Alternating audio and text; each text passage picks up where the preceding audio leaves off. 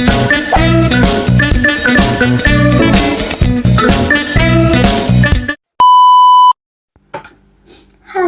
my name is Lydia Forencia. I'm tax accounting student in Undip, and today I'll be sharing about how financial literacy, attitude, and lifestyle affect how students manage their money. The main question is simple: what actually drives how students handle the money? Is it what they know, how they think, or how they live? So we look at three factors. First is financial literacy, financial attitudes, and then lifestyle to find out which one matters most. So guys, this presentation has 6 parts. First is introduction and background. This is about the financial literacy problem in Indonesia. Second one is literature review and theory. This is about the framework behind our study. Then research methodology. This is about how we design and run this study. Then fourth is data analysis and result. This actually what the numbers show. Then discussion is about what the result actually mean. And last but not least is conclusion and recommendation. This is a key takeaway and next steps. So let's start with why this matters. So there are three key statistics. Indonesia national financial literacy rate was only 38% in 2019. Among students, even it's lower, just 31.69%. And Indonesia Financial Regulator or OJK sets 60% as the minimum of adequate financial knowledge. Both numbers fell short. In practice, many students, even those studying business, struggle to make smart financial decisions. They spend impulsively, prioritize wants over needs, and don't plan ahead. Even when they know the right things to do, they often don't do it. We built this study on the theory of planned behavior by Ichak Asen. The core idea, people don't act randomly. Their behavior is shaped by their attitude, social influence, and belief in their own ability to act. So, there are three variables we study. First is financial literacy or X1. This is about knowledge and skill for managing personal finance. We measure it across 4 areas. First is general finance, insurance, investment, and saving and loans. Second one is financial attitude or X2.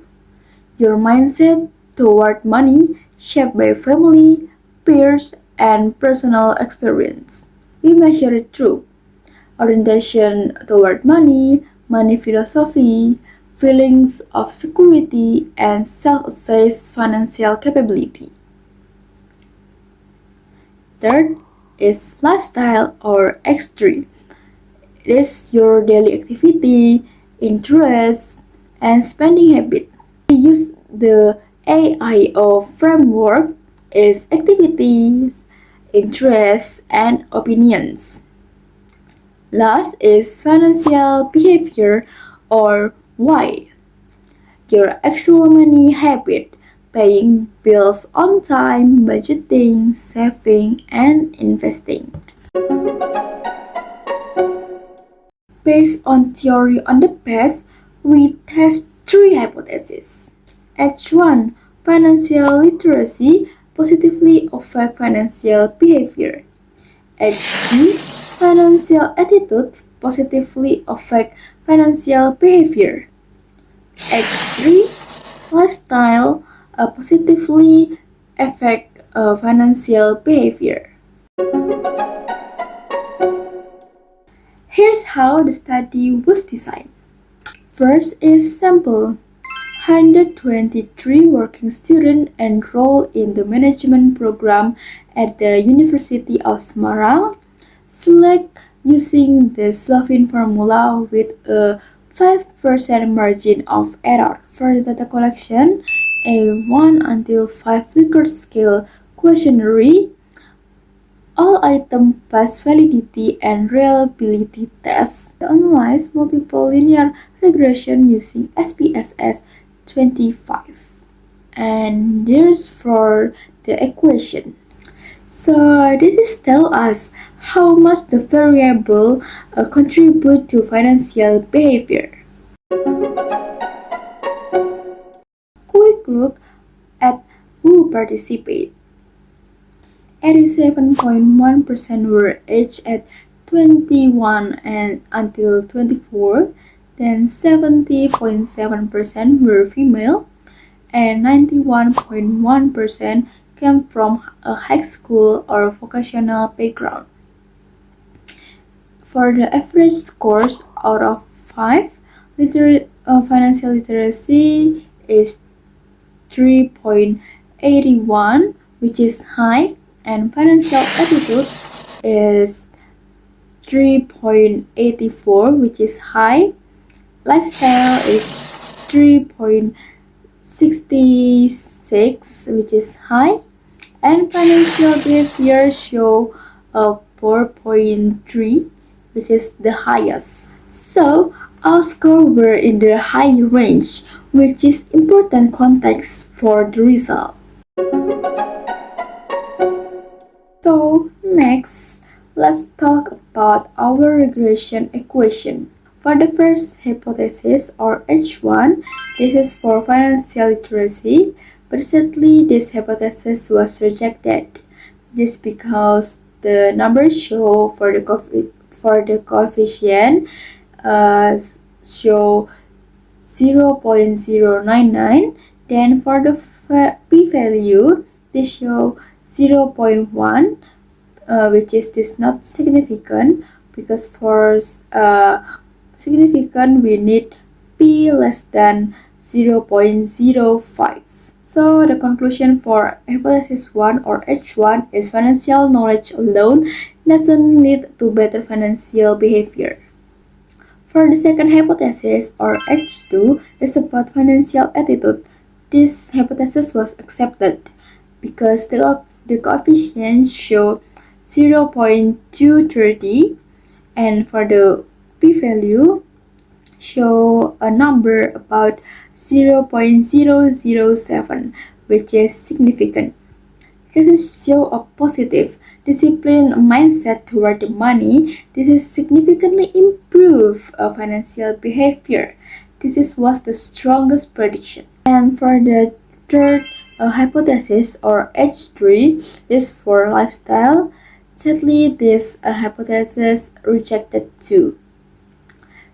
The numbers show for the coefficient is 0.089, and for the p-value is about 0.220, or this means not significant. So this means lifestyle choices were not significant in this sample. So model fit for adjusted R-square at 0.517, or our model explain 51.7% of the variation in financial behavior. The remaining 48.3% is driven by other factors that not measured in this study. So model fit for adjusted R-square at 0.517, or our model explain 51.7% of the variation in financial behavior. The remaining 48.3% is driven by other factors that not measured in this study.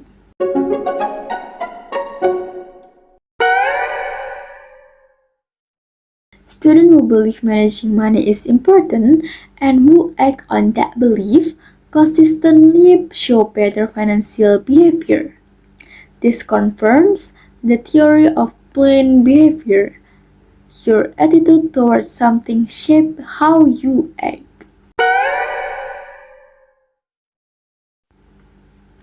This is the knowing doing gap. Students can score high on financial knowledge but still fail to apply it. Knowing about compound interest doesn't mean you'll actually save. Knowledge informs, but it doesn't motivate. Working students have limited financial flexibility. Their spending is driven by necessity. It's about rent or food, which is not lifestyle preference. In this context, lifestyle has little room to influence behavior. These students know about finance, value it, but life within tight constraint. What separated those within good financial behavior isn't about knowledge but about mindset. Financial attitude significantly improve financial behavior. Mindset is the key driver. Financial literacy doesn't improve financial behavior. Knowledge alone isn't enough. Lifestyle is not a significant factor for this study is for working students. 51.7% of the variance is explained by our model, but 48.3% remains to be explored. Shift from teaching financial knowledge to building financial habit and mindset. Instead of here's how a mortgage works, try here's how to build habit that get you there. Third is introduce budgeting workshop, financial planning tools, and peer monitoring on campus. Combining knowledge, practice, and peer support drive a real behavior change.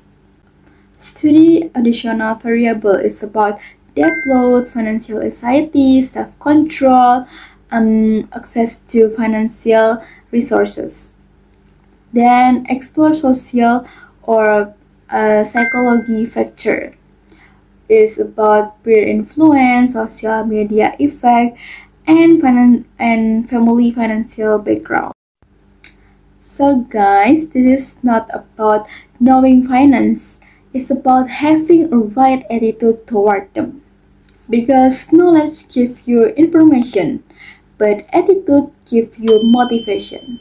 And motivation is what turns good intention into good behavior. So that's all guys from me. Thank you for listening. Thank you for your attention and see you later.